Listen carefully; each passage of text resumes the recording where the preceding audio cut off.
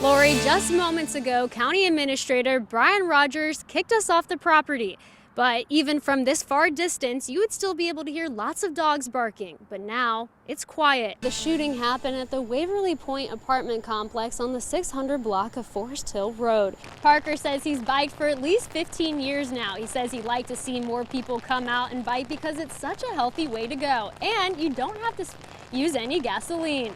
Live in Dublin, Raime Cohen, 13 WMAZ News. This certainly does cut down on the gasoline costs. Thanks a lot, Raime. According to Dublin Fire Chief Matthew Cutler, the 911 call came in about 9:15 this morning. Sheriff David Davis says 2 investigators tried to stop a gray Dodge Charger because they believed someone tied to an aggravated assault investigation was inside. At around 5 p.m., deputies responded to a call about a man assaulting a woman. They found the man lying naked with gunshot wounds to the chest. Where did I put my vaccine card?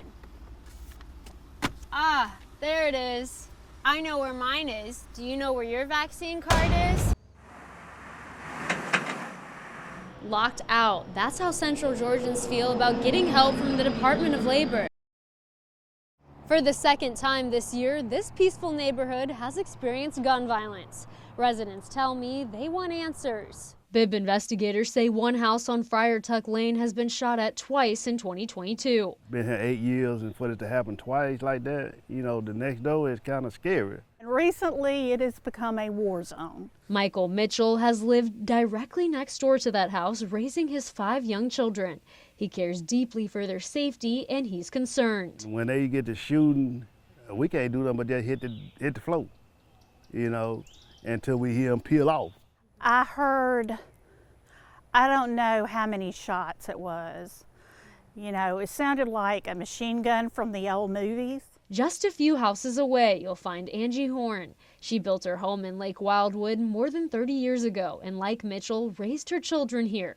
She says the violence in the area is surprising. I can't ever say I've ever lived anywhere in my whole life that twice I've been this close to gunfire.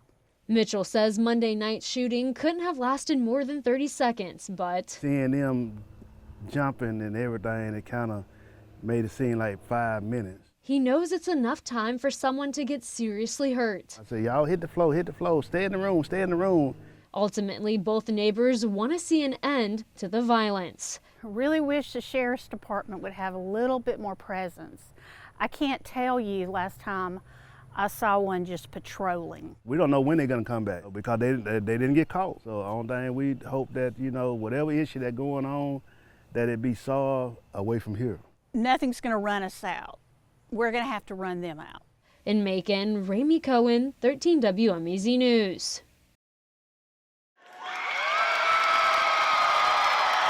An outpouring of love. They're like my backbone. I always know I support you. Donnie Person has cerebral palsy. He hasn't walked the halls of Rutland High School since the 8th grade. But Friday afternoon, he accomplished one of his biggest goals. I'm just happy to be standing on my feet again. And I'm happy that everybody was there to support me. Because over the course of the 4 years, it's been hard trying to get to this path. Person had major surgery on his legs as a freshman. He had to miss half of the school year because of it. I feel that whenever you say you want to give up, you shouldn't say that because there's lots of people, or maybe there could be the whole world could support you, maybe you wouldn't know. Donnie is the type of student that is always entering the building with a smile. Ironically, he's never late for class. He submits assignments on time. He's quick to tell you, no, I can do it by myself. One of Person's fans includes his principal, Wendy Pooler, and his graduation coach, Alicia Bluford. His light shining so bright, it takes away a lot of the darkness that we have in the world. To know his story, but also to know his strength. He is a story within a story. He has a twin brother who graduated with him today. They are the first males in their family to get their high school diplomas. I'm glad that I persevered through everything. I'm glad that I overcame my struggles. I'm glad that I could be even better than I was before. Just one of the things, just like going to church, you look forward to it. Square dancing is a huge part of Helen Andrews' life. She decided to collect a cherry blossom pin every year to trade when she travels around the country for dancing. As long as they'll sell them to me, I'm going to have one. You hold it till I get here. Don't you give them all away. These last 2 years, her square dancing group hasn't danced at the festival because of COVID. Andrews herself got COVID bad enough to go to the hospital. Really took it out of me. They put a pacemaker in too. My heart rate dropped down to 31, but I'm not giving in to it as long as I don't push myself. She had a bad fall a few years ago and now has a walker. I know what it's done. It has really slowed me down. I dance, but I don't do any twirling, no fancy work, nothing. Through all of that, she drives and makes time for the pinkest party on earth. She even made a special outfit decked out in cherry blossoms. Made out of a twin sheet that I bought here the very first year. This is 40 years old. Andrews plans on sticking around for years to come for more pins and dancing. In Macon, Raime Cohen, 13 WMEZ News.